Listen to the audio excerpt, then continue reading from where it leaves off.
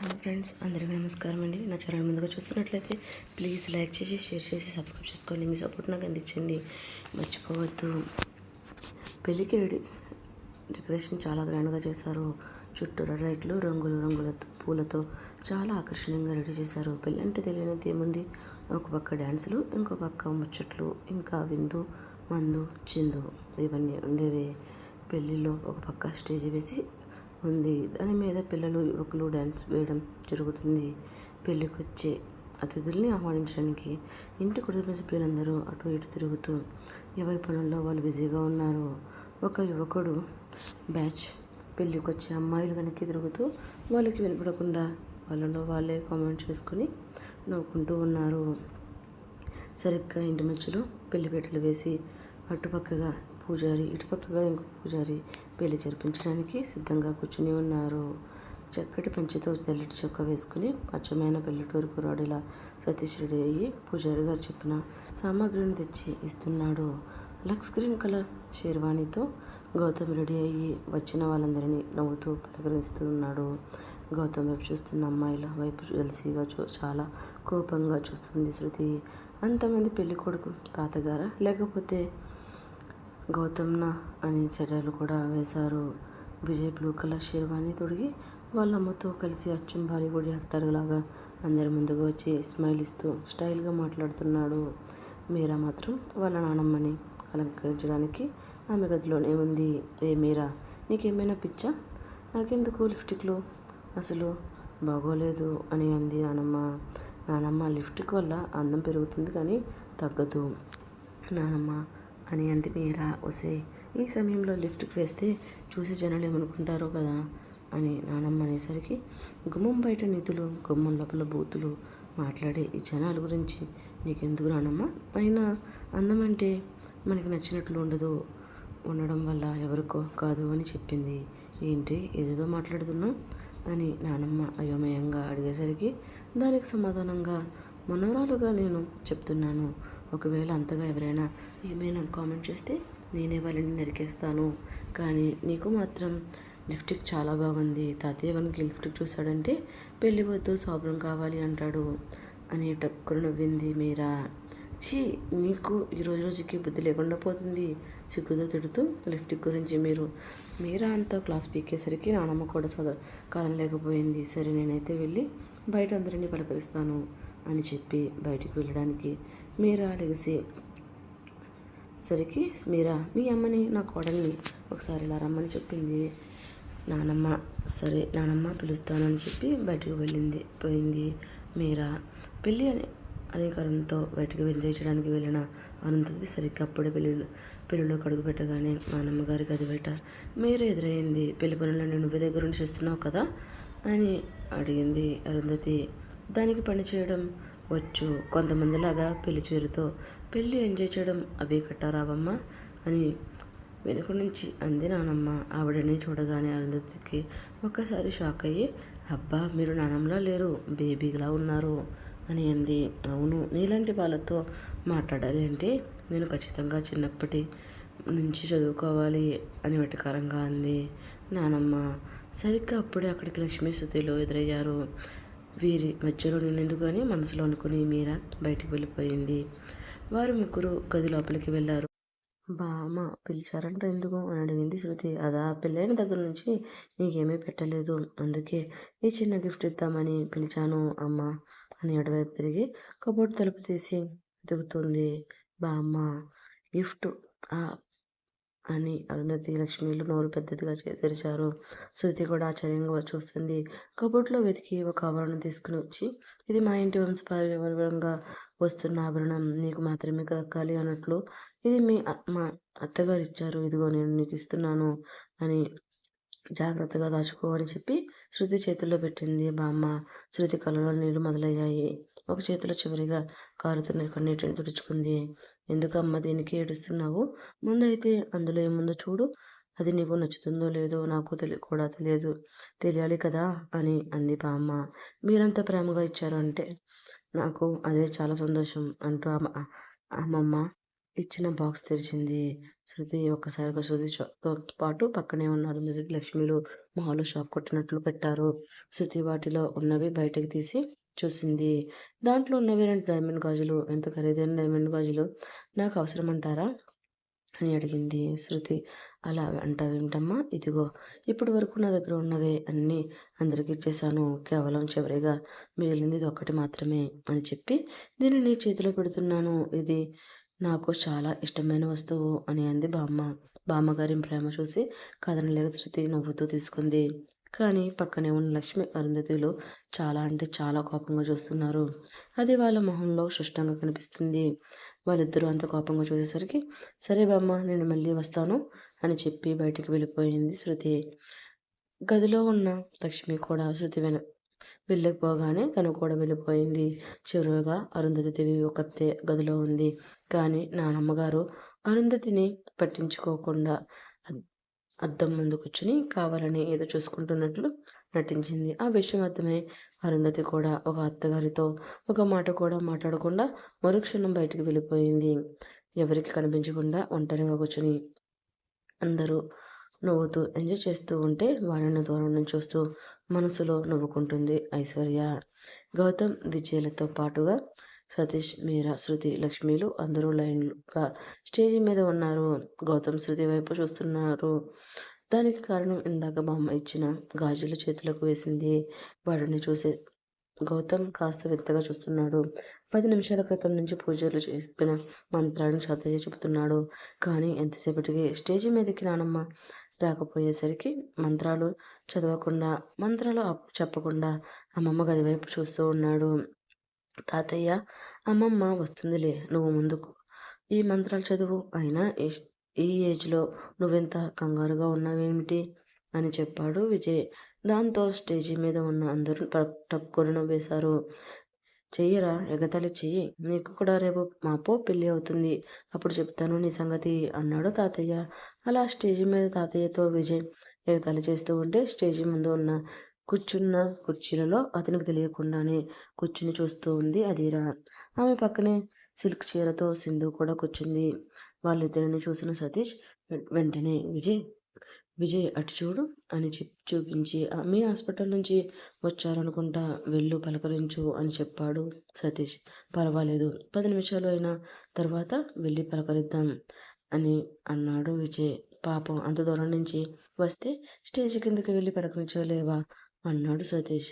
సతీష్ మాటలుగా అదో రకంగా ఫేస్ పెట్టి అయితే వెళ్ళి నువ్వే పలకరించు అని విసుగ్గా అన్నాడు. వెంటనే సతీష్ నేరుగా వెళ్ళి అధీరాల ముందు నుంచుని ఎప్పుడైనా మీరు వస్తారు అని విజయ్ నాకు ముందే చెప్పాడు అని వాళ్ళతో అంటూ పక్కనే ఉన్న సర్వెంట్తో ఒరే 2 జ్యూసులు పట్టుకురా అని ఆర్డర్ వేశాడు. అధీరా, సింధు ఒకరి ముఖం ఒకరు చూసుకుని నవ్వు ఆపుకుంటున్నారు. అసలు మేము వస్తున్నట్లు విజయ్కి తెలియదు చూడు, నీకెలా చెప్పాడు అని అడిగింది సింధు. ఆ మాటకి సతీష్ సమాధానం చెప్పకుండా కామ్ అయిపోతాడని అధీరా, సింధు అనుకున్నారు. కానీ సతీష్ కాస్త దగ్గరగా జరిగి ఏదో ఫార్మాలిటీగా పలకరించాలి అని అలా అన్నాను, అంతేకాని మిమ్మల్ని ఏదో ఇంప్రెస్ చేయడానికి కాదు. నేను కనుక మీతో మాట్లాడితే వాడికి చాలా జలస్, అందుకే వాటిని ఏడిపించడానికి ఇలా వచ్చాను అని చెప్పాడు. ఓ, తప్పుగా అనుకున్నాము, సారీ అని అంది అధీరా. వెంటనే ఫ్రెండ్స్ అంటూ హ్యాండ్ చాపాడు సతీష్. సింధు, అధీరాలు కూడా నవ్వుకుని సరే అని సెకండ్ ఇచ్చింది. పెళ్లి కూతురుని తీసుకురండి అని పూజారి గారు అరిచాడు. నానమ్మ సిగ్గుతో నడుచుకుంటూ వచ్చి తాతయ్య పక్కన కూర్చుని ఉంది. అబ్బా, ఎన్ని సంవత్సరాల తర్వాత మళ్ళీ నేను ఇలా చూస్తున్నాను అని మనసులో అనుకుంటూ అమ్మమ్మ వైపు చూస్తూ ఉన్నాడు తాతయ్య. వాళ్ళిద్దరిని చూస్తూ ఉంటే గౌతమ్ తాతయ్య ఫేస్లో అతడిని, అమ్మమ్మ ఫేస్లో శృతిని ఊహించుకుంటున్నాడు. భుజంత్రీలు అని పూజారి గారు అరవడంతో అంతమంది చిరునవ్వుల సాక్షిగా తాతయ్య మంగళసూత్రాన్ని అమ్మమ్మ మెడలో కట్టాడు. ఇట్స్ టైమ్ ఫర్ సెల్ఫీ అని మీరా అరవగానే ఒకసారిగా స్టేజ్ మీద ఉన్న వాళ్ళందరూ మీరా ఫోన్ వైపు చూశారు. వెంటనే క్లిక్ చేసింది ఫోటో. సూపర్గా వచ్చింది అని సోషల్ మీడియాలో అప్లోడ్ చేసింది. ఫంక్షన్కి వచ్చిన వాళ్ళందరూ ఒక్కొక్కరిగా వచ్చి అమ్మమ్మ తాతయ్యల దగ్గర ఆశీర్వాదాలు తీసుకుంటున్నారు. అందరితో పాటు గిఫ్ట్ ఇచ్చి అమ్మమ్మ తాతయ్యల కాళ్ళను మొక్కి ఆశీర్వాదం తీసుకున్నది అదిరా సింధు. పెద్దవారిద్దరూ ఆశీర్వదించి, మీ ఇద్దరు చూడముచ్చటగా ఉన్నారు, మీరేనా విజయ్ హాస్పిటల్ నుంచి వచ్చింది అని అడిగారు అమ్మమ్మ. అవును అమ్మమ్మ గారు, మేమే వచ్చాము, మీరా ఇన్వైట్ చేసిందని బదులిచ్చింది అదేరా. చాలా సంతోషమమ్మా, ఇద్దరు చక్కగా భోజనం చేసి వెళ్ళండి అని అమ్మమ్మ చెబితే, సరే అమ్మమ్మ గారు, తప్పకుండా తిన్నాకే ఇక్కడి నుంచి వెళ్తాం, అసలు వచ్చింది అందుకు కదా అని సింధు అనడమే ఆలస్యం. తన కాలును తొక్కి వాళ్ళని చూసి చిన్న స్మైల్ ఇస్తూ, అలా ఎవరైనా చెప్తారా అని విసుక్కుంది సింధు మీద అదిరా. అలా వాళ్ళ మధ్య బాగా చెప్తే ఇంకలా చెబుతాము అని మూత తిప్పుకుంది సింధు. తల కొట్టుకొని, నువ్వు చాలా కొక్కుతులా మాట్లాడావు అని ఫేస్ తిప్పుకుంది అదిరా. ఓ మీనింగ్ అలా వచ్చిందా, సరేలే లైట్ అని అంది. సింధుని బంద, నువ్వు అలా అంటున్నప్పుడు విజయ్ సార్ మన వైపు ఎలా చూశాడు, నువ్వు అబ్జర్వ్ చేయలేదా అని గుసగుసగా అడిగింది అదిరా. అబ్బా సరేలేవే, ఫ్లోలో నిజం చెప్పేశాను, దీనికి అంత రాదంతం, ఈ టాపిక్ వదిలేసి ముందు వెళ్తాం పదా అని సింధు అంటుండగా అక్కడికి వచ్చాడు సతీష్. భోజనాలు వడ్డన స్టార్ట్ చేశారు, మీరు కూడా కూర్చుని భోజనం చేసేయండి, అసలు మీ ఫ్రెండ్స్ చాలా ఆకలితో ఉన్నట్టుంది అని సింధు ఫేస్ చూస్తూ అదిరాతో చెప్పాడు సతీష్. అలా అనడంతో సింధు ఫేస్ చూసి సైలెంట్గా సింధుని తీసుకుని అక్కడి నుంచి భోజనాలు దగ్గరికి వెళ్ళిపోయింది అదిరా. అక్కడ అమ్మమ్మ తాతయ్యలు గౌతమ్ వైఫ్గా శృతిని అందరికీ పరిచయం చేస్తున్నారు. గెస్ట్లో ఒక ఆమె వచ్చినప్పుడు నేను చూస్తున్నాను, ఇంకా నేను అడుగుదామనుకున్నాను, ఇంతలోపు మీరే పరిచయం చేశారు, ఏడు జోడుగా చాలా చక్కగా ఉన్నారు అని గౌతమ్ శృతిని చూస్తూ ముచ్చటగా చెప్పింది ఆమె. ఆవిడ మాటలు విన్న శృతి ఫేస్లోకి స్మైల్ వచ్చింది, క్యూట్ స్మైల్ గౌతమ్ కంటపడింది. ఫంక్షన్కి వచ్చిన వాళ్ళు యంగ్ స్టార్ అందరూ అదిరా ఫోన్ నెంబర్ కోసం తెగ ట్రై చేస్తూ వాళ్ళలో వాళ్ళే ఫాస్ట్, నేను ఆ అమ్మాయి నెంబర్ తీసుకుంటాను అంటే ఫస్ట్ నేను అని బెట్టు వేసుకుంటున్నారు. ఆ బ్యాచ్లోనే లక్ష్మి తమ్ముడు నవీన్ కూడా ఉన్నాడు, అతను కూడా ట్రై చేస్తున్నాడు. ఎవరికి వారే టైల్స్లో స్టార్ట్ చేయగానే నవీన్ ఎటు ఆమె విజయ్ హాస్పిటల్లోనే పనిచేస్తుందని నాకు తెలుసు కాబట్టి కూల్గా విజయ్ దగ్గరికి వెళ్ళి ఆ అమ్మాయి నెంబర్ అడిగితే సరిపోతుంది అని తనకి తాను చెప్పుకొని విజయ్ దగ్గరికి వెళ్ళాడు. నాకు నీ హెల్ప్ కావాలి అని డైరెక్ట్గా పాయింట్ దగ్గరికి వచ్చాడు నవీన్. ఎప్పుడు పెద్దగా మాట్లాడాలి నవీన్, హెల్ప్ కావాలి అంటే వస్తే ఆశ్చర్యంగా అనిపించింది. ఏమి హెల్ప్ కావాలి అని అడిగాడు విజయ్ ముసిముసిగా నవ్వుకుంటూ. అదే అక్కడ ఒక ఫిగర్కి వచ్చింది కదా అంటూ అదిరాని చూపిస్తూ, ఆ అమ్మాయి ఫోన్ నెంబర్ కావాలి, ఆ అమ్మాయిని వాళ్ళందరికంటే ముందు నా ట్రాక్లో పడేస్తా అని నా ఫ్రెండ్తో బెట్ కట్టా అని ఎంతో ఎక్సైట్మెంట్గా చెప్పాడు నవీన్. ఆ మాటలు వింటున్న కోపంతో మండిపోయాడు విజయ్. అయినా కంట్రోల్ అవుతూ, ఇప్పుడు నీకు ఆ అమ్మాయి నెంబర్ కావాలి అంతేనా అని అడిగాడు విజయ్. అవును అన్నాడు. సరే నెంబర్ నోట్ చేసుకో అని ఫోన్ తీసి నెంబర్ చెప్పాడు విజయ్. ఎంతో ఉత్సాహంగా నెంబర్ నోట్ చేసుకుని, థ్యాంక్స్ విజయ్, ఇప్పుడే నా ఫ్రెండ్కి వాళ్ళకన్నా ముందే నాకు నెంబర్ దొరికింది అని చెప్పాలి అని గొప్పగా అక్కడి నుంచి వెళ్ళిపోయాడు నవీన్. అబ్బా అర్జెంట్గా ఎక్కడి నుంచి వెళ్ళిపోవాలి, లేదా ఇంకెవడొస్తాడో నెంబర్ కోసం అని తనలో తను అనుకుంటూ ఉన్నాడు విజయ్. ఆమె వంక చూస్తే దంతా తెలియని ఆమె సరదాగా నవ్వుకుంటూ సింధుతో మాట్లాడుతూ ఫుడ్ తింటుంది అదిరా. సడన్గా ఇంట్లో హడావుడిగా మొదలైంది. ఒక్కసారిగా అందరికి దృష్టి డోర్ వైపుకు వెళ్ళింది. గౌతమ్ ఫాదర్, రఘు, విజయ్ ఫాదర్, మీరాల ఫాదర్ విశ్వ కలిసి వచ్చారు అక్కడికి. అందరూ చాలా హ్యాపీగా ఉన్నారు ఫ్యామిలీ మెంబర్స్ అందరిని చూసి. అలానే ఫ్యామిలీ అంతా కూడా రఘు విశ్వాలని చూస్తూ చాలా సంతోషించారు. తల్లిదండ్రుల దగ్గరికి వెళ్ళి ఆశీర్వాదం తీసుకుని క్షేమ సమాచారాలు అడిగారు. ఇద్దరు విశ్వ గారిని చూడగానే చాలా హ్యాపీగా ఫీల్ అవుతూ అతడిని పలకరించడానికి పరుగు లాంటి నడకతో వెళ్ళారు లక్ష్మి. బిజీలో రఘు గారిని గమనించనే లేదు అరుంధతి గారు. ఇంటి త్రావా తెలుసుకోవడానికి మీ ఇద్దరికి ఎంత సమయం పట్టిందా అని అలకగాడి గారు విశ్వారావు తండ్రి. మీ ఇంటికి మీరు అందరికన్నా చివరిగా వచ్చిన అతిథులు, అసలు మీ పద్ధతి నాకేమీ నచ్చలేదు అంటూ మూతి ముడిచారు రఘు. విశ్వాల తల్లి, సారీ అమ్మా, ఇంకెప్పుడు అలా జరగకుండా చూసుకుంటాము, త్వరగా రావాలి అని చాలా ట్రై చేశా. కానీ లాస్ట్ ఒక ఇంపార్టెంట్ వర్క్ వల్ల తప్పించుకోవడం కుదరలేదు. అందుకే అంత ఆలస్యమైంది. సారీ అమ్మా అంటూ రిక్వెస్ట్ చేశారు. రఘు అంత వర్క్ ఉన్నప్పుడు అన్నయ్యని ఒక్కటిని విడిచిపెట్టడం ఎందుకు అని నాకు కూడా ఆలస్యమైంది. ఐఎమ్ సో సారీ అంటూ ఇన్నోసెంట్గా ఫేస్ పెట్టి సారీ చెప్పాడు విశ్వ. మీ ఇద్దరికి ఫస్ట్ అండ్ లాస్ట్ వార్నింగ్, ఇంకెప్పుడు ఇలా జరగడానికి వీలులేదు అని స్ట్రైట్గా వార్నింగ్ ఇచ్చారు విశ్వ రఘులకు వాళ్ళ తండ్రి. మీరు ఎలా వాళ్ళని వెనకేసుకుని రాబట్టే ఫంక్షన్కి కూడా వాళ్ళు ఇలా లేట్గా వచ్చారు. అదే ముందే కట్టుగా చెప్పి ఉంటే సమయానికి వచ్చి ఉండేవాళ్ళు అని అంటూ వస్తున్న కన్నీళ్ళను దిగమింగుకుంటూ బాధగా అన్నారు అమ్మమ్మ. నాన్న నిన్ను ఎంతలా మిస్ అవుతున్నానో తెలుసా అంటూ కళ్ళు నిండా నీళ్ళతో విశ్వగారిని హక్ చేసుకుని చెప్పింది మీరా. సారీ తల్లి, ఇంకెప్పుడు ఇలా జరగదు అని నుదుట మీద ముద్దు పెట్టుకుని మీరాని గుండెలకు హత్తుకున్నాడు. హలో ఆల్, ఇప్పటి వరకు ఈ ఫంక్షన్ సాంప్రదాయబద్ధంగా జరిగింది కదా. ఇప్పుడు ఈ ఫంక్షన్లో ఇంకొంచెం స్పైసీనెస్ యాడ్ చేసి ఎంజాయ్ చేద్దామా అని వచ్చిన యూత్ బ్యాచ్లో ఒక అబ్బాయి మైక్ పట్టుకుని యాంకరింగ్ చేశాడు. ఇదంతా కూడా ముందే మీరా ప్లాన్. అందరూ హుషారుగా విజిల్స్ వేస్తూ క్లాప్స్ కొడుతూ ఆమోద తెలిపారు. అమ్మమ్మ తాతయ్యలు స్టేజ్ మీదకి అంటున్నా బలవంతంగా తీసుకువెళ్ళి డ్యాన్స్ చేయాల్సిందే అంటూ మొండి చేసింది మీరా. 70లోని సాంగ్ కూడా ప్లే అవడంతో ఇక అందరి సంతోషం కోసం తన భార్యతో 2 స్టెప్లు వేశారు తాతగారు. హాల్ మొత్తం క్లాప్స్తో నిండిపోయింది. అమ్మమ్మ తాతయ్యల పెర్ఫార్మెన్స్కి గౌతమ్ అమ్మమ్మ నాన్నల సాంగ్ ప్లే అయింది.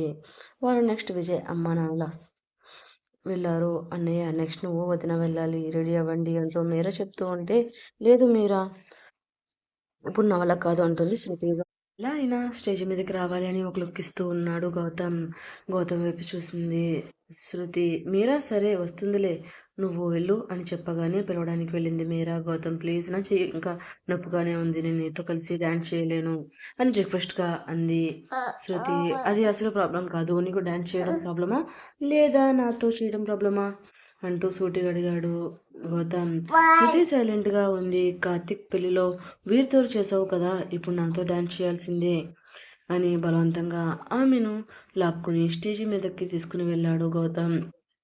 అన్నయ్య నెక్స్ట్ నువ్వే చెప్పి విజయ్ దగ్గరికి వెళ్ళింది మీరా. నేను రెడీని, కానీ నాతో డాన్స్ చేయడానికి ఎవరు ఉన్నారు అని అడిగాడు విజయ్. ఒకసారి చుట్టూ చూసిన మీరాకి అదిరా కనబడింది. వెంటనే విజయ్కి పార్ట్నర్ అదిరా అని ఫిక్స్ అయ్యి నువ్వు రెడీ అవ్వు అన్నయ్య, నీకోసం పార్ట్నర్ని నేను తీసుకుని వస్తాను అని హామీ ఇచ్చి అదిరా దగ్గరికి వెళ్ళింది మీరా. డ్యాన్స్ చేస్తూ క్లాప్స్ కొడుతూ ఎంజాయ్ చేస్తున్న సింధు అదిరా దగ్గరికి వెళ్ళి మీరిద్దరూ కూడా ఇప్పుడు డ్యాన్స్ చేయాలి అని అడుగుతుంది మీరా. సారీ మీరా, నేను ఇప్పుడు డ్యాన్స్ చేయను, ఎందుకంటే నాకు డ్యాన్స్ రాదు. నీకు కావాలంటే అదిరాని తీసుకుని వెళ్ళు, ఎందుకంటే తను డ్యాన్స్ బాగా చేస్తుంది అని చెప్పింది సింధు. సరే అయితే అదిరా నువ్వురా అని అదిరాని పిలిచింది మీరా.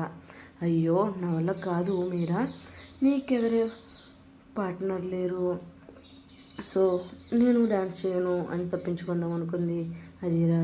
నీకు పార్ట్నర్ సెట్ చేసే బాధ్యత నాది ముందుగా అని మీరా రిక్వెస్ట్ చేసేసరికి కాదనలేక ఓకే అని అదిరా వెంటనే తీసుకుని వెళ్ళింది మీరా. ఇంతలో మీరా సతీష్ గురించి వెతుకుతూ ఉంటే అక్కడ సతీష్ కనిపించలేదు. అదిరాతో నడుస్తూనే చుట్టూ వెతుకుతుంది మీరా.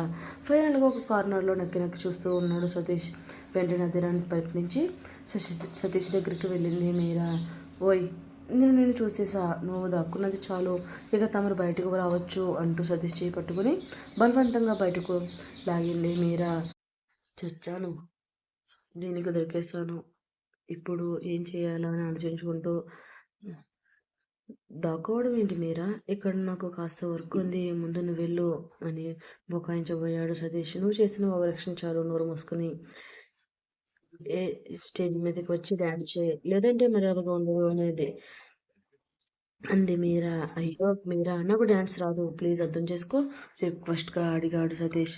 సరే నువ్వు ఇప్పుడు వచ్చి నాతో డ్యాన్స్ చేయలేదంటే నేను సీక్రెట్ అందరితో రివీల్ చేస్తాను ఓకేనా అంటూ మెయిల్ చేసింది మీరా. ఏం సీక్రెట్ రివీల్ చేస్తావు అన్నాడు సతీష్. అబ్బాయి ఏం తెలియనట్టు అంత బాగా అడుగుతున్నావు అంటూ ఆమె కళ్ళని సతీష్ కాళ్ళకి దగ్గరగా జరిగి ట్యాప్ చేస్తూ అడిగింది మీరా. టచ్ ఒక క్షణం ఫీల్ అవుతూ ఏదో ట్రాన్స్లోకి వెళ్ళిన సతీష్ అంతలోనే తేరుకుంటూ ఇక్కడి నుంచి వెళ్ళు అని అన్నాడు. ఎప్పుడు నువ్వు ఇంతే అసలు మారవు, నాతో పాటు వస్తున్నావా లేదా అని అడిగింది మీరా. ఏంటి బెదిరిస్తున్నావు? నేను రాను, నన్ను వదిలే, నేను ఇక్కడి నుంచి వెళ్ళాలి. ఇలా మన ఇద్దరిని ఎవరైనా చూస్తే తప్పుగా అర్థం చేసుకుంటారు అని నాకు చెప్పడానికి ట్రై చేశాడు సతీష్. కానీ మీరా నేను స్టేజ్లో లేదు,